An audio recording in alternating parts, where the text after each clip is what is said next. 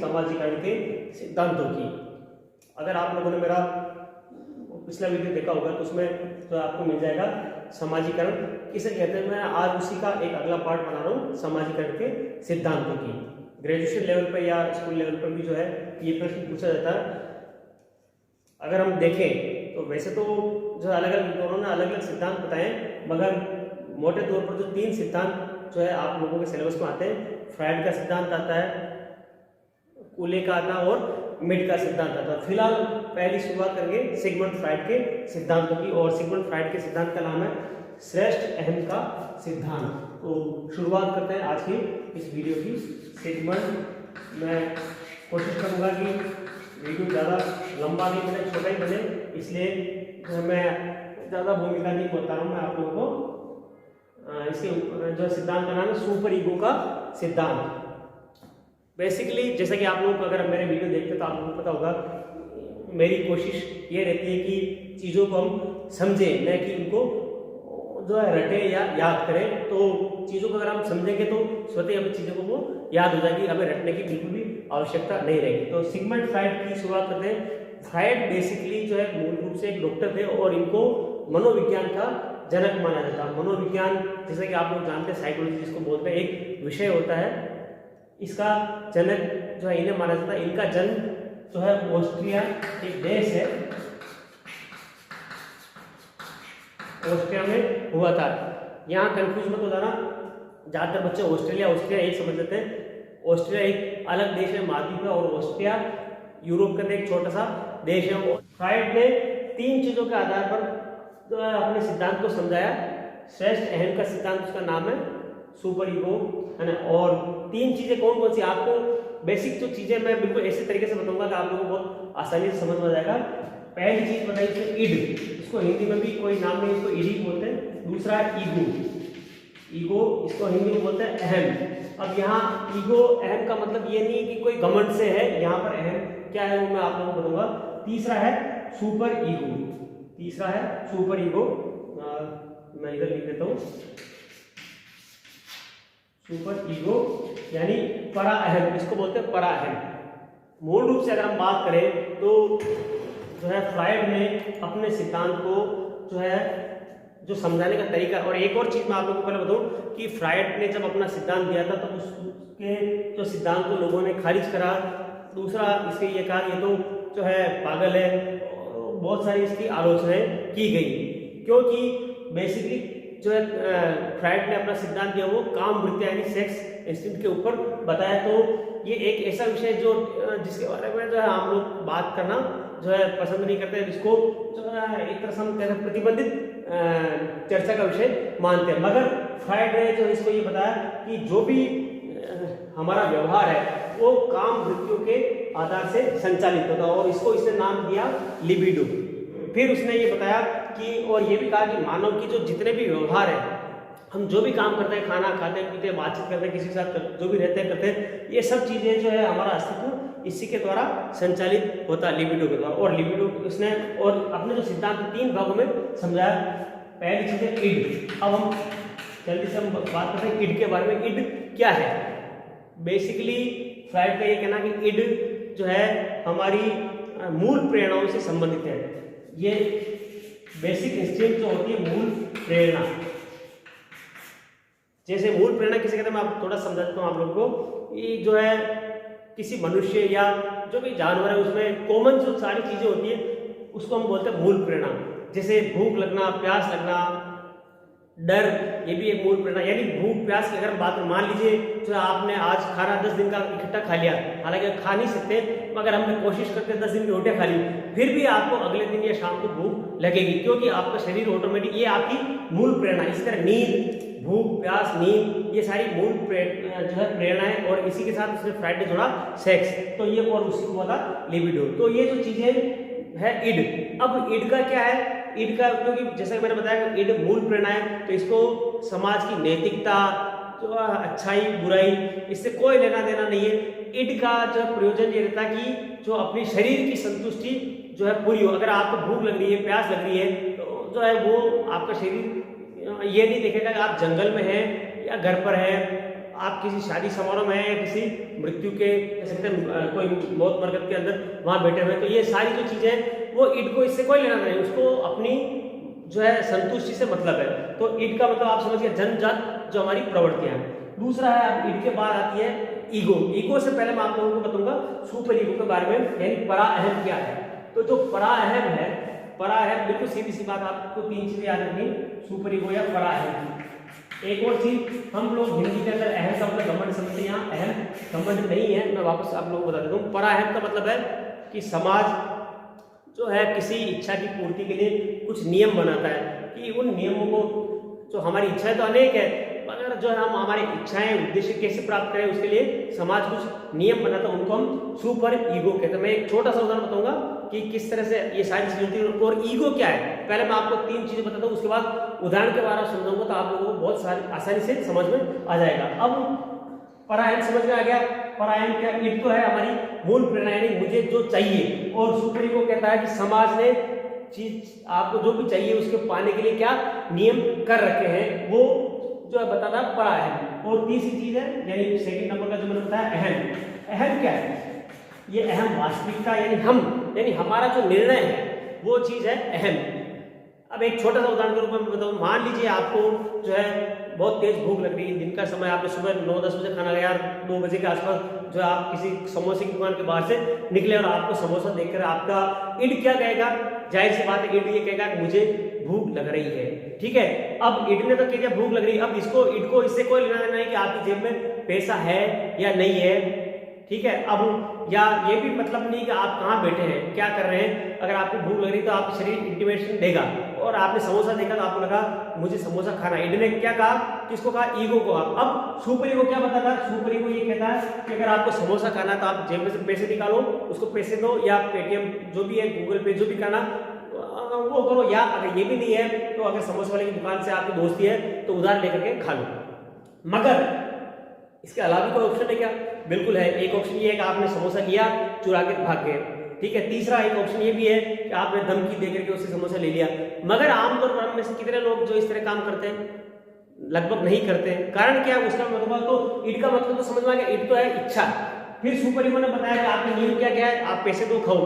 अब अहम क्या निर्णय करेगा, अहम ये निर्णय करेगा कि यार मेरे पहले जेब देखेगा पैसा है या नहीं, पैसा है तो वो समोसा लेके खा लेगा, या अगर पैसा नहीं है तो कहेगा यार घर जाकर के लेके आ दो, या 5 लोग हैं तो कहेगा यार बटुए में पैसे मेरे पास एक जने की जितनी है तो रहने दो, छोड़ो इसको। तो ये चीज हो गई, बिल्कुल सीधी सी बात है। ईड इच्छा है, सुपर ईगो नियम बताता है और ईगो निर्णय लेता है। दूसरी एक और चीज, ईड और ईगो का जो संबंध है, फ्राइड ने बताया घोड़े और घुड़सवार का होता। आमतौर पर घुड़सवार तो है ईगो, और जो है घोड़ा कौन है, ईड। आमतौर पर घुड़सवार घोड़े को काबू में कर लेता, मगर कई दफा घोड़ा घुड़सवार को नीचे गिरा भी देता। कैसे गिराता है इसका एक छोटा और पता भी नहीं लगने देता ईड। एक सिंपल सा उदाहरण बताऊं, मान लीजिए किसी व्यक्ति को बॉस ने डांटा, बॉस के डांटने पर या आपको भी कोई डांटे तो आपको क्या आती है कि सामने वाले को हम मार दें। हमारे ईड हमें क्या कहेगा, ईड अगर मान लो कह रहा कोई किसी ने मारा या गाली निकल तो हमारा ईड स्वाभाविक रूप से कहेगा वापस बदला लो, बदले की बात करेगा। मगर जो है सुपर ईगो क्या बताता है, सुपर ईगो नियम है कि आपको अगर कोई कंप्लेंट करनी है या कुछ करना है तो आप जो है शिकायत करो, मगर निर्णय किसको करना, अहम को। अब अहम कह रहा है कि मान लो वो आपका बॉस है और उस बॉस ने आपको डांटा है, तो आप बॉस को तो वापस डांट नहीं सकते या मार नहीं सकते क्योंकि नौकरी जाने का खतरा। तो अब ईड के दिमाग में आया मुझे मारना है। अब क्या हुआ, वो आदमी अपने घर गया, घर जाते घर के बाहर देखा बच्चा खेल रहा है, तो उसका दिमाग में आया, उसे एक थप्पड़ बच्चे के लगा दी। अब बच्चे, और कारण क्या बता रहा है, वो ये बताएगा बच्चा पढ़ नहीं रहा, जबकि उसका ईड, क्योंकि ईड जो संतुष्ट नहीं था, वो कहा मेरे को तो मारना है। अब उसको नहीं मारे, बॉस की जगह बच्चे को मार दिया उसने। तो ये इस तरह से धोखा करता और कई दफा हमें पता भी नहीं चल पाता। तो मूल रूप से जो है ये है कि अब आप लोगों को समझ में आ होगा कि 3 चीजें हैं, ईड, ईगो और सुपर ईगो। और दूसरा ये कैसे होता है, अब होता है क्या कि बच्चा, फ्राइड ने बताया कि बच्चा जैसे जैसे बड़ा होता है तो बड़े बच्चे को सुपर ईगो के बारे में, नियमों के बारे में बताया जाता है। धीरे धीरे वो बच्चा अपने नियमों के बारे में सीख जाता है। यानी तुम आप लोगों ने देखा होगा कि छोटे बच्चे तो हर चीज की जिद करते हैं, बड़े होने के बाद आपकी उम्र के या मेरी उम्र के कोई बच्चे इस तरह जिद नहीं करते। मान छोटे बच्चों को देखा होगा मिठाई की दुकान में लोटपोट हो जाते हैं। आप में से कितने बच्चे जो 20 साल की उम्र के मिठाई की दुकान में लोटपोट हुए, एक भी नहीं होता। तो चीजें हम इस तरह से हमारा जो है परा है और अहम हमारा इस तरह से इनको संतुष्ट कर देगा और ये सामाजिकरण का एक सिद्धांत। तो फ्राइड का सिद्धांत बिल्कुल सिंपल सा इन 3 चीजों के ऊपर आधारित। अब हम बात करेंगे चार्ल्स फूले और मिड के सामाजिकरण के सिद्धांतों के बारे में। अब मैं आप लोगों को बता दूं कि जो फ्राइड का सिद्धांत जो मैंने अभी थोड़ी देर पहले बताया, फ्राइड का सिद्धांत बेसिकली क्योंकि वो मनोवैज्ञानिक थे तो उन्होंने अलग तरीके से समझाया, और जो चार्ल्स फूले और मिड है इन्होंने बाल मनोविज्ञान के आधार पर इस सिद्धांत को समझाया। और इन दोनों के सिद्धांतों की बात करने से पहले मैं बताऊंगा आप लोगों को, इन्होंने इनका जो सिद्धांत है वो स्वयं के ऊपर आधारित। सेल्फ क्या है, और स्वयं का या सेल्फ का मतलब बिल्कुल सीधी सी बात है, व्यक्ति की अपनी खुद की पहचान से। ये मान लीजिए आपका नाम रामलाल है और आपको 10 लोगों के भीड़ में बैठे और कोई अचानक से कहता अरे रामलाल, तो उनमें से आप मान लीजिए मोबाइल में वैसे या कहीं इधर उधर ध्यान है, तब भी अचानक से आपको क्या पता चलेगा किसने बुलाया आपको, भाई किसी ने आपको बुलाया। यानी जो वो शब्द है, यानी वो जो अपनी पहचान है वो चीज है स्वयं, यानी कि व्यक्ति को जो अपने बारे में आइडेंटिटी जिसको हम बोलते हैं वो स्वयं व्यक्तित्व का पहला भाग। और व्यक्तित्व का विकास कब होता है, जब उसको ये पता रहता है कि वो खुद कौन है। तो इस आधार पर उसने तो इन दोनों ने अपने सिद्धांतों को समझाया स्वयं के आधार पर। अब जो है और स्वयं एक सेल्फ एक ऐसी चीज है जो शरीर के मान लीजिए नाखून नहीं हट जाए, बाल हट जाए, हाथ भी कट जाए तो भी हम रहेंगे, मगर जो है स्वयं है एक ऐसी चीज है जिससे अपनी पहचान ये हमारे से अलग नहीं हो सकती है। तो अब हम बात करते हैं सबसे पहले चार्ल्स फूले के दर्पण में आत्मदर्शन के सिद्धांत की। चार्ल्स फूले ने जो है एक किताब लिखी थी, human nature and the social order. किताब का नाम वापस बोल रहा हूँ, human nature and the social order. इस किताब के अंदर जो है इसने अपना सिद्धांत दिया इन्होंने दर्पण में आत्मदर्शन। बिल्कुल सीधी सी बात, दर्पण का मतलब कांच। कांच में क्या दिखता है, कांच में जो भी सामने खड़ा होता है वो दिखता है। अगर आदमी है औरत है तो वो आदमी है तो आदमी दिखेगा, औरत तो औरत दिखेगा, अंधेरा है उजाला है, लंबा छोटा मोटा पतला जैसा भी है वो उसमें दिखेगा। तो चार्ल्स फूले का कहना है कि समाज क्या है, समाज भी एक कांच के जैसा दर्पण की तरह है और उसमें जो आपको आप जो भी व्यवहार करते हो वो आपका रिफ्लेक्ट होकर आता है। एक सिंपल सा अगर हम बात करें प्रैक्टिकल की बात करें, मैं अपने स्टूडेंट्स को बताता रहता हूँ, हम प्रैक्टिकल हमारा सब्जेक्ट जो है आमतौर पर प्रैक्टिकल वाला भी है और हम व्यवहार में हम देख सकते हैं। हालांकि ये जो मैं बता रहा हूँ प्रैक्टिकल थोड़ा सा मुश्किल है, रिस्की है। सिंपल सा मान लीजिए चौराहे पर जाइए, आप चौराहे पर जाकर के आप अपने कपड़े फाड़ने लग जाइए, लोगों के ऊपर पत्थर फेंकिए, क्या होगा, लोग बाग आपको ये कहेंगे ये पागल हो गया, जबकि आप पागल नहीं है। सीधी सी बात है, जैसे कांच है, कांच के अंदर आप बन ठन के खड़े हो तो आप बन ठन के दिखोगे, और गंदे से खड़े हो, नींद से उठ के खड़े हो, बाल बिखरे हो तो आप वैसे ही दिखेंगे। तो सीधी सी बात है, समाज के अंदर भी आप जैसा व्यवहार करेंगे उसी तरह से आपकी छवि उभर करके आएगी। अब चार्ल्स फूले ने जो है सिंपल सी बात है ये बताया कि कोई भी जो छोटा बच्चा होता है वो 3 चीजों के ऊपर विचार करता है। जैसा कि मैंने अभी आपको बताया कि फूले ने जो अपना सिद्धांत बाल मनोविज्ञान के आधार पर समझाया। पहली चीज फूले ने बताया कि दूसरे लोग जो है मेरे बारे में क्या सोचते हैं। पहली चीज क्या बताया कि दूसरे लोग किसके बारे में, मेरे बारे में क्या सोचते हैं। जाहिर सी बात है, आप सभी जानते हैं और हम जो भी काम करते हैं हम इस चीज के ऊपर विचार करते हैं कि दूसरे लोग मेरे बारे में क्या कहेंगे। ठीक है, आप लोग घर से जब निकलते हैं कॉलेज जाने के लिए या कहीं भी बाजार जाने के लिए तो हम बन ठन के तैयार होकर के निकलते, काज करनी करते, चप्पल पहनते हैं या अच्छी कपड़े पहनते हैं। हम कोई फटे कपड़ों में नहीं जाते। क्यों नहीं जाते, क्योंकि लोग हमारे बारे में क्या कहेंगे। आप खाना खाने का तरीका जो है सिस्टम से हम खाते हैं, हम बैठ करके तरीके से। अब आप मान लीजिए चावल को मुट्ठी में लिया, यूं सीधा मुंह में खा लिया, वो भी तरीका मगर हम नहीं करते। क्यों, क्योंकि लोग मेरे बारे में क्या कहेंगे, हंसेंगे तो नहीं मेरे को, यानी ये एक चीज रहती है। तो बचपन से बच्चा पहली चीज इस पर बात करता है, दूसरे लोग मेरे बारे में क्या सोचते हैं। हम लोग सभी इस बारे में ये उम्मीद रखते हैं कि दूसरे लोग हमारे बारे में क्या सोचते हैं। दूसरा पॉइंट है कि जो दूसरे की राय के संदर्भ में मैं अपने बारे में क्या सोचता हूँ। आप लिख सकते हो, दूसरों की राय के संदर्भ में मैं अपने बारे में क्या सोचता हूँ। और तीसरा पॉइंट इसी से मिलता जुलता है कि उस राय के संदर्भ में मैं अपने को क्या, अपना निष्कर्ष क्या है, मैं खुद को कैसा मानता हूँ। तीसरा पॉइंट है मैं खुद को कैसा मानता हूँ, यानी कि अच्छा मानता हूँ या बुरा मानता हूँ। सीधी सी बात है, मान लीजिए जैसे हम छोटा कोई बच्चा है ना, और हम लोग भी यही कोशिश करते हैं कि हम दूसरे लोग हमारे बारे में अच्छी बात करें या हमारे बारे में तारीफ करें या हमारे बारे में अच्छा सोचें।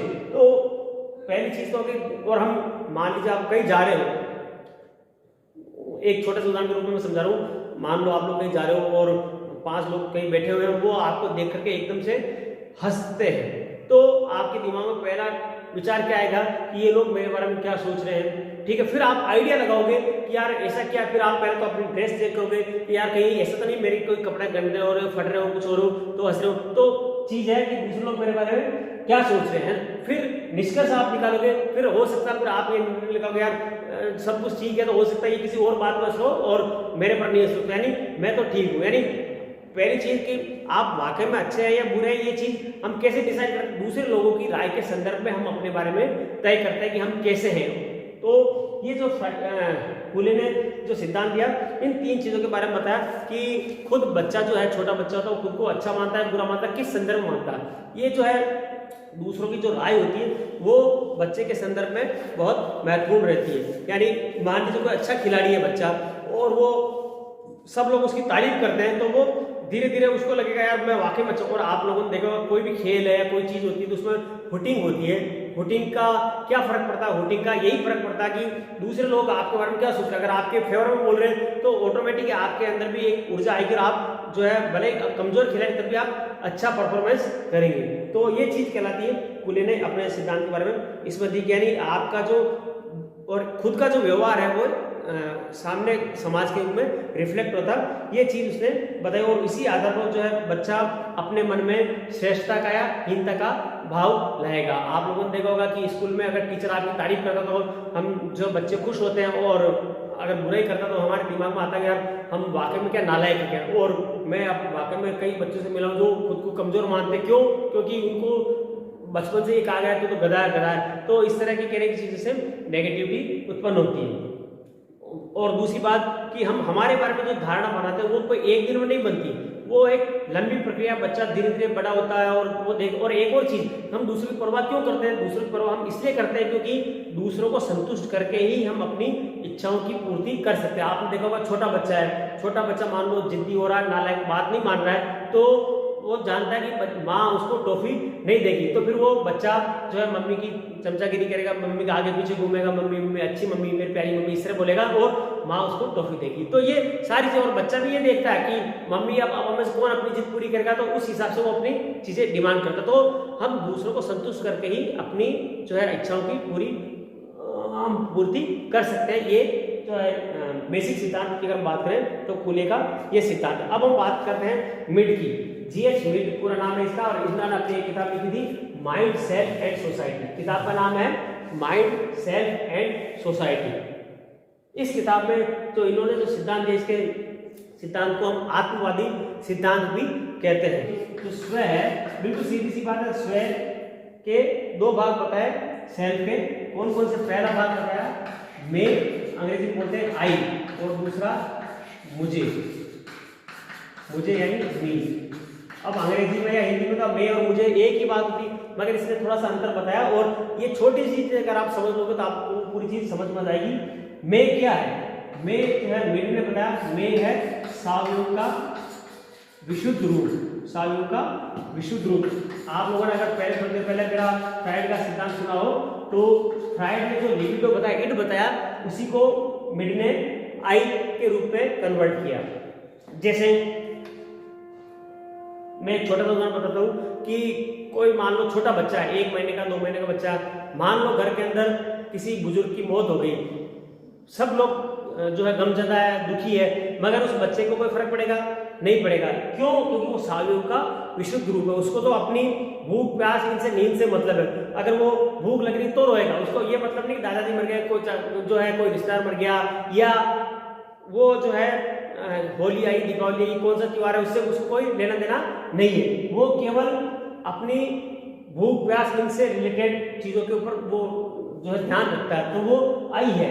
और दूसरा है मुझे, यानी मुझे क्या होता है, मुझे का मतलब है कि मैं जो है दूसरे लोगों के भूमिका के रूप में खुद को ढाल के देखता हूँ, वो चीज कहलाती है मी। अब जैसे सिंपल सा एक छोटा सा उदाहरण बताऊंगा, छोटा बच्चा होता है, वो बच्चा, उसको ये कोई परवाह नहीं होती घर में क्या हो रहा नहीं हो रहा, मगर धीरे धीरे जब वो बच्चा खेलता है, लोग बच्चों आपस में बड़ा होता जाता है, तो उसको धीरे धीरे पता चलता है कि कौन सी चीजें क्या है और किस तरह से उसकी इच्छा की पूर्ति होगी, तो वो जो है उसका समाजीकरण के अंदर उसका मी पार्ट यानी मुझे वाला पार्ट विकसित हो। अब ये कैसे विकसित होता, वो उसने मीडिया ने बताया, बच्चे जब छोटे बच्चे जो खेलते हैं, और जैसे आप लोगों को पता होगा कि जो भी बच्चे होते हैं वो सब बच्चे कहीं भी हो, वो सब बच्चे जो उनके बचपन के जो खेल होते हैं उनमें से गुड़ियाओं के खेल, मम्मी पापा खेल, अगर आप अस्पताल गए तो डॉक्टर का खेल है, या स्कूल से आए आप लोगों ने खेला होगा, आप टीचर स्टूडेंट बने होंगे, अगर आपका टीचर मेल है तो आदमी बने, और मैडम है तो आप महिला का रूप में रोल करते हैं, डंडा हाथ में लेता, अगर आपका खुशट टीचर रहा तो आप डंडा लेकर के क्लास में जाएंगे खेल के रूप में। दूसरा जो है, अगर आप देखते पापा आपके ऑफिस में काम करते तो आप भी ऑफिस जा रहे हैं, मम्मी हाउस वाइफ, आप मम्मी का रोल उसी रूप से करेंगे, और ये चीजें बदल इस तरह। अब ये क्या होता है, ये मुझे वाला पार्ट क्या है, ये आई वाला तो शुरू में विशुद्ध रूप, मगर धीरे धीरे वो खेलता, जब वो बच्चा छोटा बच्चा मम्मी बनता है, पापा बनता है, तो वो उन मम्मी पापा के रोल को धीरे धीरे सीखता है कि ये बड़े होकर किस तरह से ये काम करने। और ये जो खेल की स्टेज है वो भी 3 तरह की है। पहली स्टेज है 1 साल से 3 साल के बीच में, 1 साल से 3 साल का बच्चा भी खेलता है। आप लोगों ने देखा होगा, बच्चा जो है मान लो, और ज्यादातर बच्चे गुड़ियाओं से इनसे खेलते हैं, गुड़िया को लिया, खिलौना लिया, और कभी तो उसको प्यार कर रहा, कभी उसको फेंक दिया, उसको कोई लेना नहीं। पहले तो कभी 2 मिनट के अंदर तो वो माँ जैसा लाड कर रहा, और 2 मिनट में राक्षस जैसा व्यवहार फेंक दिया उसको उससे कोई नहीं। मगर सीखने की शुरुआत है, यानी नी को डेवलपमेंट की शुरुआत है। सेकंड पॉइंट क्या था, 3 से 4 के बीच में थोड़ा सा उसमें समझ आती है, उसको ये पता लगता है जो गुड़िया है उसने अपना बेटा बेटी मान रखा, तो उसको प्यार करना है ना, उसको ध्यान रखना है, उसके नहलाने धुलाने का, इससे सारे कपड़े वपड़े लाने का ये करते हैं। मगर चीजें बदलती रहती है।